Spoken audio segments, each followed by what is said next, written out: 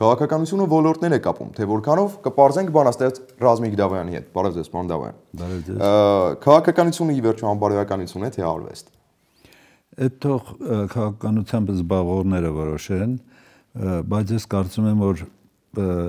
եթե անբարոյականություն չլինի, լավ կլինի։ Պարոն Դավոյան, որպես մասնագետ կուզենայի, որ գնահատեիք Հայաստանում կրթության մակարդակը եւ դպրոցներում եւ բարձրագույն ուսումնական հաստատություններում վերջին շրջանի փոփոխությունների հետ մեկտեղ։ Ես ավագ դպրոցին դեմ եմ։ Հենց սկզբից էլ ասել եմ այդ մասին, ավագ դպրոցը մեզ մոտ կարող էր մտնել այն ժամանակ, երբ որ նախապատրաստված լինեին եւ ծրագրեր, եւ ուսուցչական կազմ եւ այլն։ Ուրեմն եւ պետք էր դա անել առաջին դասարանից սկսած, ոչ թե 9-րդ դասարան հասած, հասուն արդեն գրեթե երիտասարդություն մտնող պատանիներին հավաքեն իրենց դպրոցներից, կտրեն իրենց ընկերական միջավայրից, դասատուների հետ հարաբերություններից, իրենց ամեն դպրոց ունի կրթական որոշակի, այսպես ասած, համակարգ ասեմ, թե ձևավորված վերաբերմունք ասեմ եւ այլն, կտրել նրանց եւ տանել ուրիշ դպրոցնել, հավաքել իրար գլխի։ Դա իմ կարծիքով հղի էր բազում անհարմարություններով եւ միաժամանակ հոգեբանորեն առաջ էր բերում եւ ընկճվածություն եւ ագրեսիա այդ տարիքի 9-րդ դասարանն ավարտած պատանիների մեջ։ Եվ կարծում եմ, որ հիմա ինչ արձագանքներ, որ լսում եմ, դրական չեն։ Ինչքան էլ որ որոշեք հրապարակայնորեն հեռուստատեսությամբ ցույց տալ, որ տեսեք, այստեղ շատ հաջողվեց, այստեղ ինչ կատարվեց, այնտեղ ինչ հաջողություն ունեցանք եւ այլն, էպիզոդիկ բաները չեն կարող ընդհանուր հանրակրթության վրա տարածվել։ Բարի դիմորդների խնդիրներին էի ուզում անդրադառնալ, վերջին շրջանում առհասարակ շտեմարանների խնդիրը միշտ արդիական է եղել, ամեն տարի, այսինքն հենց դիմորդները սկսում են պարապել, շտեմարանների հետ խնդիրներ են առաջանում, լրատվամիջոցներում հայտնում են որոշակի հրապարակումներ, որ շտեմարանները մարազմի հասնող երևույթներ են եւ դրանք պետք է կամ փոխել կամ այլ ընտրանք գտնել դրանց համար։ Ինչ եք կարծում, ինչ ասել է շտեմանան եւ որքանով է դա օգնում եւ օգտակար լինում դիմորդին։ Այն ինչ որ կատարյալ չի, չես կարող կատարյալ անել, չպիտի մատուցես լայն զանգվածներին։ Եթե կատարյալ կարող ես անել, արա եւ մատուցի։ Ովքեր են կազմում շտեմարանները, իրենց ինչ պատկերացումներ ունեն, նրանք արդյոք արմատական ձևով ծանոթ են, թե երեխաները ինչ պատրաստություն ունեն եւ ինչի կարիք ունեն։ Սա կարևորական խնդիրներ են, պետք է դրան անդրադառնալ։ Պարոն Դավոյան, քանի որ խոսեցինք դիմորդների եւ ուսանողների խնդրի մասին, այս կամ այն կերպ ուղղակիորեն թե անուղղակիորեն քաղաքականությունը կապվում է արդեն կրթության հետ։ Ուզում էի խոսել ձեզ հետ դասադուլավորների եւ հացադուլավորների մասին։ Ինչ եք կարծում, այս ժայթքումը, որ ամեն մի ինտրուսիոնից հետո մեր երկրում լինում է, օգուտ բերում է մեր երկրին, արդյունք ունենում է եւ որքան արագ է այն հանգչում։ Միանշանակ կարող եմ ասել, որ ոչ մի օգուտ չի բերում։ Մեր երիտասարդությունը, այսօրվա երիտասարդությունը իր պատմական կենսագրությունից կտրված է։ Եթե նրանք որոշ չափով ծանոթանային, որ Վիկտոր Համբարձումյանը ամենայն հայոց կաթողիկոս Վազգեն առաջինը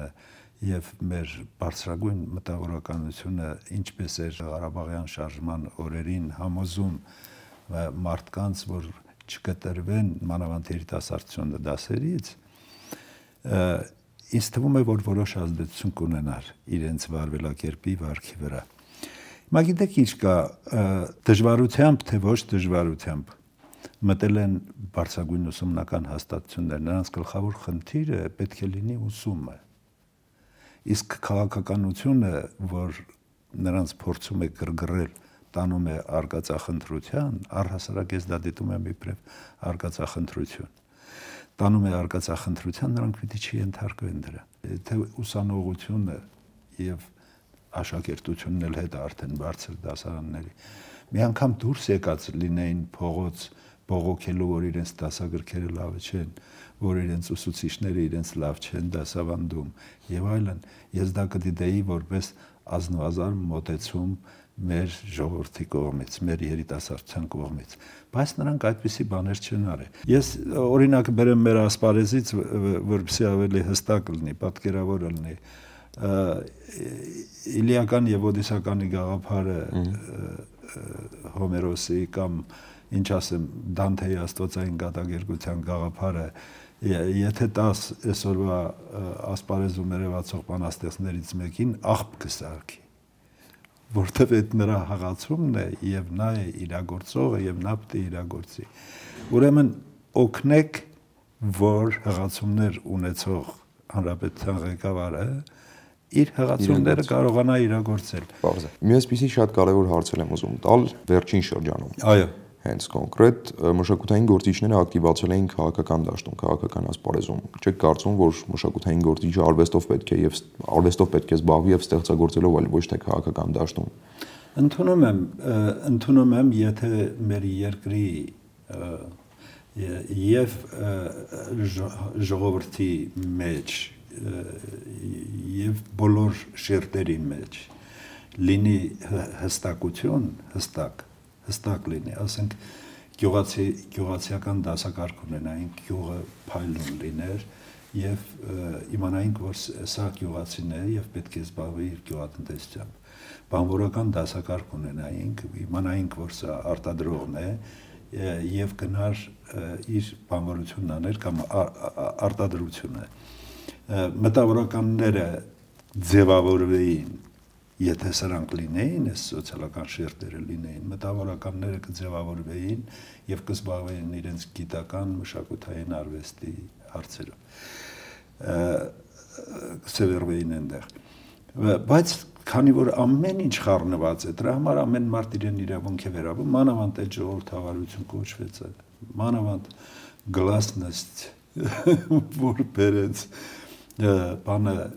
ուրեմն Ռուսաստանը ազատագրելու եւ ազգերին ազատագրելու սովետական բռնապետությունից բանը Գորբաչովը դրա հետ բերեց գլասնեստ, որ պետք է ասի, նա ուրիշ ձեր չուներ ազատագրվելու։ Լավ, էլի թող ասվի, էլի թող լինի ամեն բան, ամեն մարդ իր ցանկություններն արտահայտվի, բայց բարոյականության սկզբունքների վրա։ Եթե բարոյականության սկզբունքները չեն պահպանում, երկիրը ապա բարոյականացնելու քայլեր են անում։ Դուք լուրջ աշխատանք եք սկսել եւ կուզենայի որպեսզի ներկայացնեիք ինչ նպատակ եք հետապնդում։ Շատ լավ, ես արդեն ասել եմ եւ հիմա էլ եմ ասում, մամուլում ավելի քան 50 տարի առաջ հայտարարել եմ, որ երբ ինձ հարց են ուղղել, թե ինչ նպատակներ ունեք, ինչ նվիրական ցանկություններ ունեք, ես ասել եմ, որ մի նվիրական ցանկությունն է, նվիրականներից նվիրականը հայոց հին, ոչ թե նախաքրիստոնեական, ոչ թե հեթանոսական, ոչ այդ շրջանների, այլ նախապատմական էպոսը վերականգնելու, որի պատառիկները գրի առել մեր պատմահայր Խորենացին, Վահագնի ծնունդը, Արտաշես Եվսաթենիկ, Հայկ եւ Բել եւ այլն, հա, Արագեհոցիկ Շամիրամ եւ այլն, բայց դրանք բոլորը եւս այս իմ ուսումնասիրությունը, երբ ես գնացի դեպի ակունքները, դրանք բոլորը եւս շատ հետագայի պատմություններ են։ Տեսավոր շատ հետագա, այսինքն լոկալ պատերազմների, լոկալ բախումների պատմություններ են, որ ժողովրդի մեջ իբրև հին էպոսի պատառիկներ մնացել են։ Եվ ուր պետք է գնայի, կար մեկ առանցքային կերպար, ծովինար, որը հիշատակվում է նոր էպոսում նույնպես, կլիշեի պես ընդեղից գալիս է եւ գնում է։ Եվ կա հստակ ուրեմն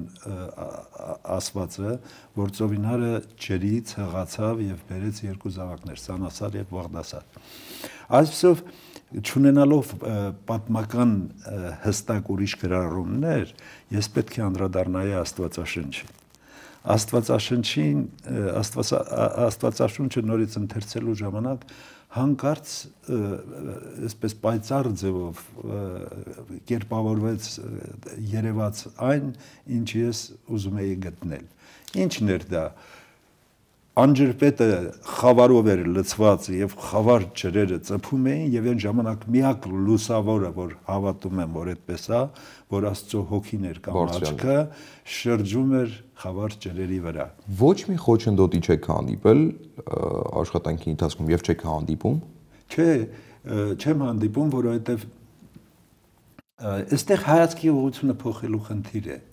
Այսինքն կարծրացած տեսակետների գաղափարների միջից դուրս գա հայացքդ եւ տեսնի, որ այդ խավար ջրերը այդ Աստծո աչքը ինչ էր որոնում։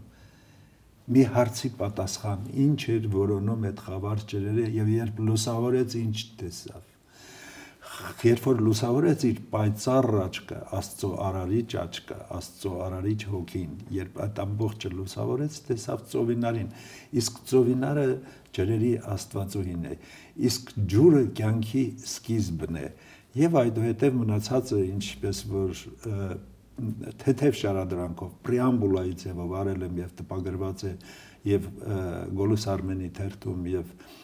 գրական թերթում փետրվարի 22-ի համարով։ Այդ մնացածի շարունակությունը շատ երկար է։ Բարի, մի շատ կարևոր հարցեր եմ ուզում անդրադառնալ երիտասարդ գրողներին վերաբերող։ Ժամանակակից երիտասարդ գրողներին վերաբերող։ Տեսեք, դուք մեծ ու լուրջ աշխատություն եք սկսել, որքանով են երիտասարդները ներգրավված ձեր գործում եւ որքանով եք ձեռք մեկնում երիտասարդ ստեղծագործողներին խնդիրների մասին։ Այո, սա ինձ համար կարևորագույն հարց է, որովհետեւ հիմա արդեն 3-4 տարին է երիտասարդների արժեվ զգալով իմ պարտավորվածությունը եւ գիտեմ, որ պարտք ունեմ իրենց տալու եւ պետք է տամ այդ պարտքը։ Ես Հայաստանի բոլոր շրջանները, Արցախը եւ Ջավախքը ուսումնասիրելով, որովհետեւ այն խառնի ճաղանջ խճողումը, որ ինչպես երաժշտության էստրադայի բնագավառում, այդպես նաև գրականության բնագավառում այդ երիտասարդները, որոնք կռեկաբանությունից մինչև չգիտեմ ուր են գնում, մտածում էի, որ չի կարող պատահել, որ Հայաստանը չունենա այդ կերպարով օժտված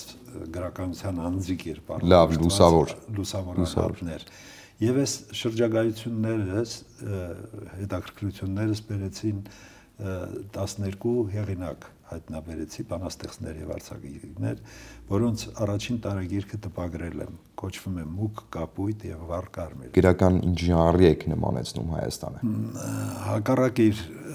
խառնափնթորությանը այս վիճակին եւ հակառակ այդ բաներին, որ նա անցել է պատմական այդ ճանապարհին, քանի որ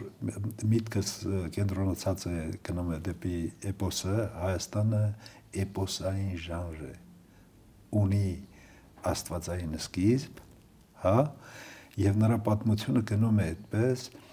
այնպես ինչպես կանխորոշել կամ նախանշել էր Աստված, սա արդեն ուրիշ ուղղություն է։ Մենք մարդկության առջև մեծ պատասխանատվություններ ունենք, ես ասում եմ, եւ մենք մեզ պիտի նայենք մեր պատասխանատվությունների տեսանկյունից։ Շնորհակալություն, պարոն Դավոյան։ Ես եմ շնորհակալ։ Մեր հյուրն էր բանաստեղծ Ռազմիկ Դավոյանը։ Հաջողություն։